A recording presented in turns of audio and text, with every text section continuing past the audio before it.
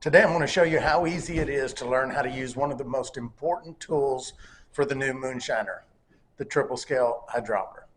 Let's go. I want to show you just how easy it is to use. I'm also going to explain the different reasons you might want to use the triple scale hydrometer and how useful it can be, especially for a beginner moonshiner. So first of all, what is a triple scale hydrometer? So obviously it is a hydrometer, but it's a specific hydrometer, technically called the saccharometer, and it measures the amount of sugar that is in solution with water. So it measures the density of water with sugar in it. Now, we commonly refer to it as a triple scale hydrometer because it has three scales on it. It has the specific gravity scale, it has the potential alcohol by volume, and it has the Brix scale on it. So I'm going to go over each of those today. So first is the specific gravity scale, and it is expressed as a number with 3 decimal points, where the numbers after the decimal represent the specific gravity per gallon with the sugar in it. The number right of the or left of the decimal represents the specific gravity of water. So if you look on this scale, the base point of the scale is 1.000, and that is the specific gravity of water. So if I put this in a regular test of water like I am here, it will read 1.000. That is water with no sugar in it. If I were to add sugar to this water or add sugar water to this test jar, the more sugar that was in it, the more the hydrometer would float. And that's important for us because we want to know how much sugar is in solution when we begin fermentation, because from that point we can know a potential ABV of that mash if it finishes out at 1.000. Now, we can also figure out exactly what the ABV of that mash is once the fermentation is complete. So we can take the specific gravity at the beginning of fermentation, which we call original gravity or initial gravity, and then we subtract the final gravity or the specific gravity reading that we take at the end of fermentation, and then we multiply that by 131.25, and that will tell us what the ABV is of the mash. So basically what we're saying is if we take a specific gravity reading and it is, say, 1.065, what we're basically saying is we have water, the 1, and we have 65 gravity points of sugar in that water. So that might make it simpler to understand as far as specific gravity goes. This stuff is really simple once you just kind of grasp it.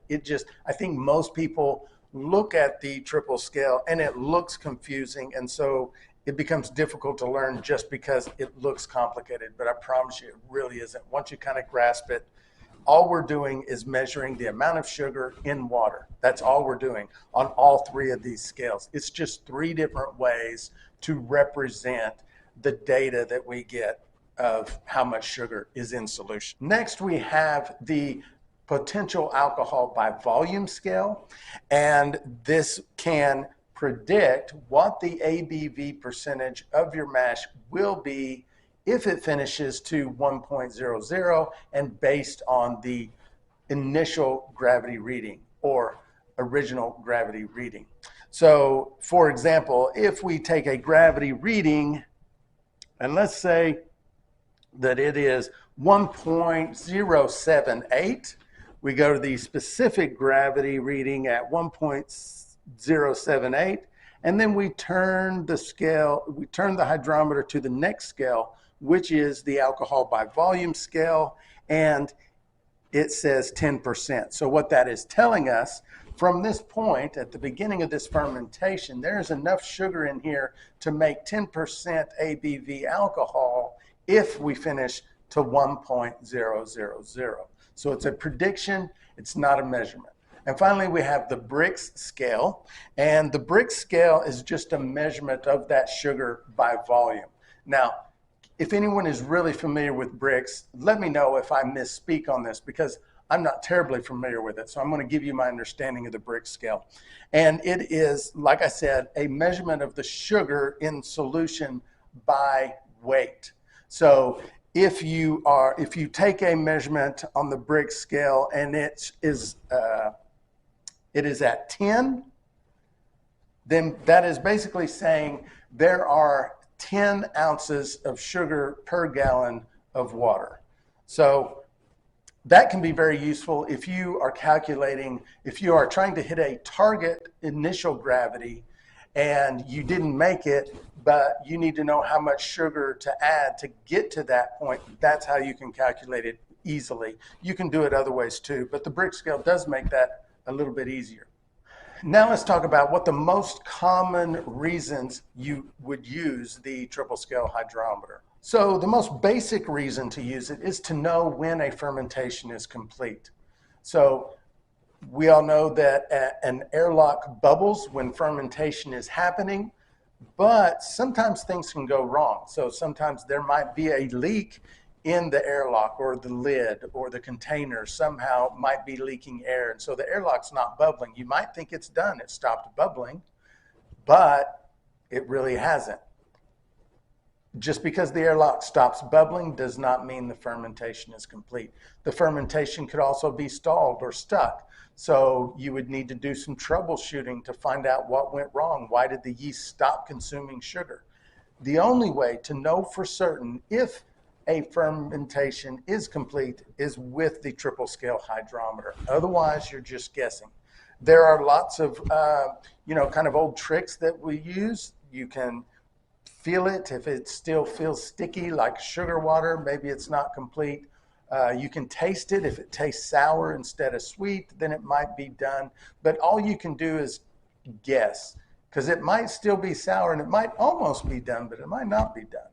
The triple scale hydrometer answers the question exactly.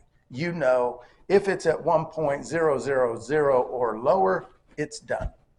So that's one of the most common, the most useful uses for the triple scale hydrometer.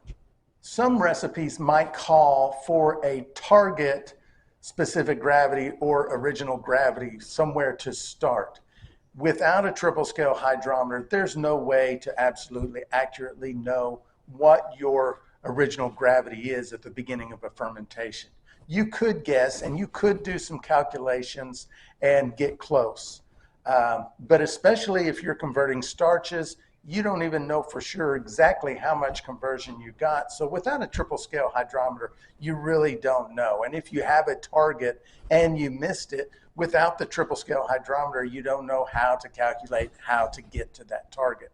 And if you take your readings with your triple scale, you can easily calculate what the ABV of your wash is. That's a useful piece of information because that can also help you determine what your yield might be when you're distilling. It can also help determine in part what kind of strength, how strong of the liquor you're going to get. So that can also be very useful information. And then to kind of circle back, when you have a fermentation that is stuck, that you think did not complete but has stopped bubbling, the triple scale hydrometer is the first tool to use in this four-step process of trying to figure out what might have went wrong. So, or to try and figure out if it's even finished. So very useful in those four ways. Now, I do need to mention a couple more things.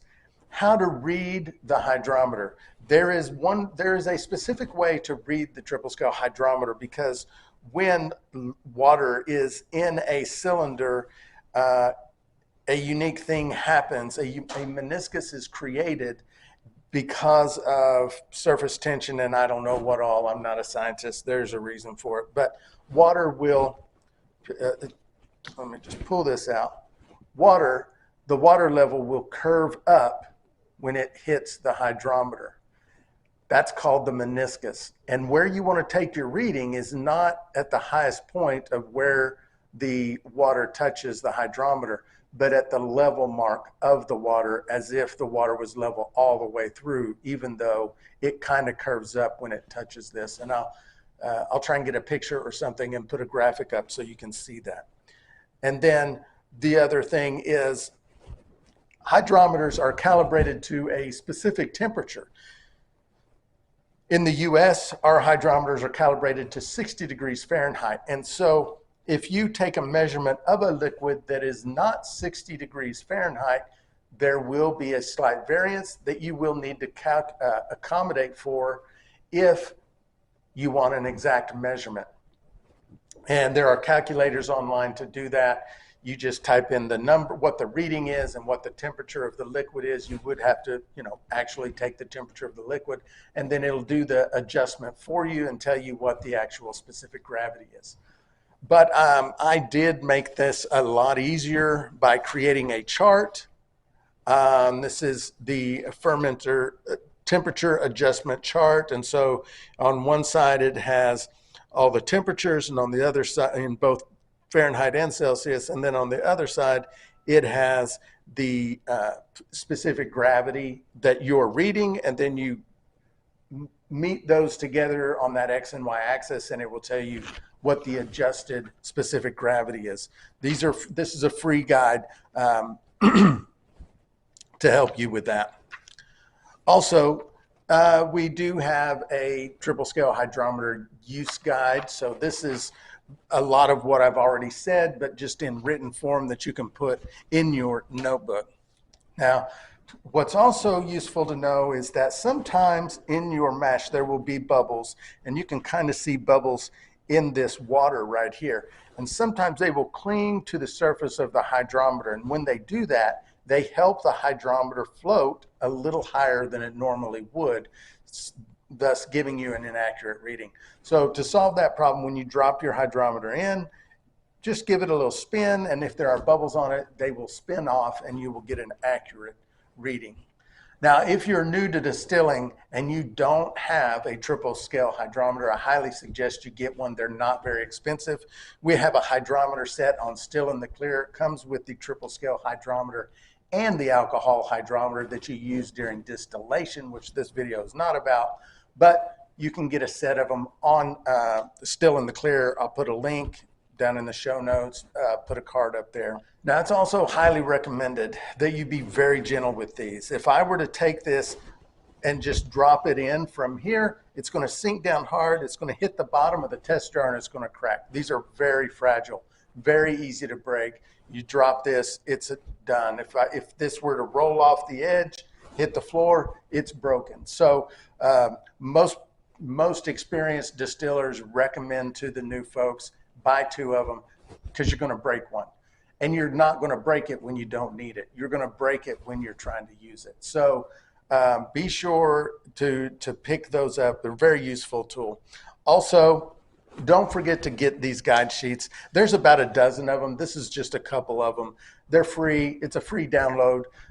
You can go get them. I'll put a card up here, and also down in the description, I'll put a link, stillintheclear.com/guides.